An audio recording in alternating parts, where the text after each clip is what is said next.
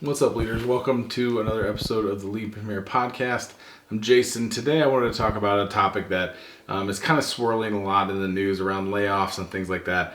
I don't intend to talk about layoffs a lot, but I had a lot of messages after my kind of comeback video that kind of led me down the path of this topic, which is grief. Grief is a unique thing in that there's a lot of different things that can cause grief, but we're going to focus solely on kind of the losing your job layoff kind of vibe, because that's happening a lot right now. And I got a lot of messages from people kind of telling me their story, what they're struggling with, what they're frustrated with, whether that's the markets or AI or their company or all the things that come with, a layoff. So I wanted to kind of dive into this topic quickly because I do think it's important for leaders to understand that people that are coming from layoffs are going to be dealing with these things, and sometimes they've ignored it and still found their way to a job, and there could be some ramifications from that. On the flip side, if you're a leader that has just gone through a layoff and you're trying to find your way back to a job, it's important to understand what grief does to you, because you did suffer a loss. You lost a team, you lost your friends that maybe you developed relationships at work, you lost your title. I know that sounds silly, but it actually kind of impacts your identity a little bit, and it makes you kind of feel like you're not who you used to be, even though you definitely are. You still have the skills, you just don't have the title at that specific company. You've still done the job, you still know what to do. You're also losing where you're headed, where you thought you were headed, the job, the trajectory, whatever path you were on, you felt like you had a vision of where you're heading. And then lastly, the one that can be the one that is most impactful is loss of confidence. This is the thing that will rear its head in interviews, even when you think you're kind of putting on that veil of like, no, I'm confident. People can see through it because you can't hide grief. You can't hide what you're going through. The hard part about all this is it doesn't really come sequentially. It's not like, hey, you lose your identity, then you lose your friends, then you lose your path, then you lose your whatever. It's not sequential, and it actually usually comes in waves where a lot of times it's all hitting at once and you're kind of feeling like, I don't know who I am anymore, I don't know where I'm going. And if you let that win, if you let that mindset stay and impact your decision making, it's going to impact your ability to get a job. Now, that doesn't necessarily mean you won't get a job, but it might mean that you're picking a job that's the first job that made me an offer. I'm taking that job because I'm worried that if I don't have a job, I don't know who I am.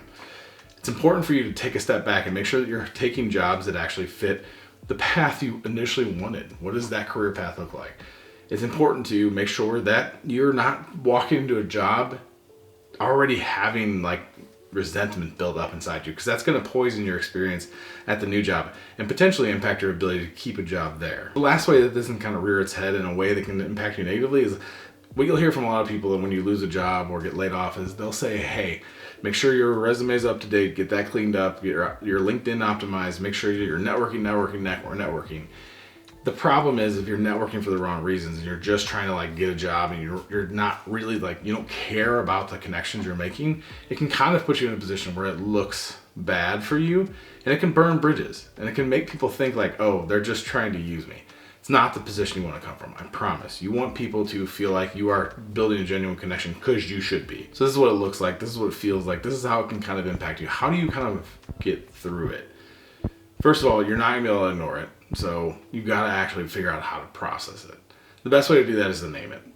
Say, I'm grieving, talk to somebody, talk to friends, talk to family, talk to whoever you can about this. Other coworkers, maybe somebody that's at the company you left that you were close with. Make sure you're not combining your losses. Like, listen, I understand that there's financial anxiety if you lost your job and you don't have a safety net. Make sure that you separate grief from like financial anxiety. That financial anxiety is real, but that's not necessarily grief. So don't lump it all together. Don't collapse them all together and make it all one big problem. It's also important to kind of recreate a temporary structure. I talked about how you had all these meetings and all these external things that were driving your day. Now it's time to switch that up. Set up internal things. What are you focused on?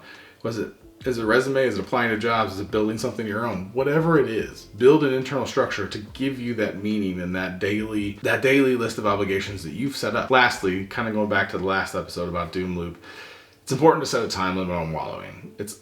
You have to create space for it. You have to have time for like, man, I'm down. Like in my instance, I kind of front loaded the wallowing. I took a week. The week right after I got laid off. From the day I got laid off to about a week later, I just kind of sat in it. I didn't think about applying to a job. I didn't think about the money. I didn't think about anything because I was just like, I need to just sit in this and feel the frustration and the anxiety and the anger and the sadness and the happiness from all the memories and things I had learned over my tenure at my company. it's just one of those things that I felt like sitting in it really allowed me to process the frustration and the grief. Now, that doesn't mean that like that week was it. Like, I absolutely have waves of it, of loss of confidence, of not sure who I am, of not understanding like where I fit in today's society. Like, that all comes in waves.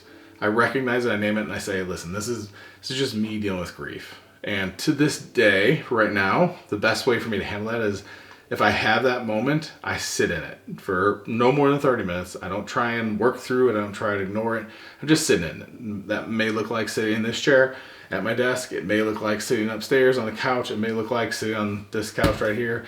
It may look like 100 different things. I may go for a walk or a run. Doesn't really matter what it is, but I limit it to 30 minutes. That 30 minutes, once it's done, I need to get back to work. To wrap up, the most important thing I kind of want to cover and make sure that everybody understands is you're not broken.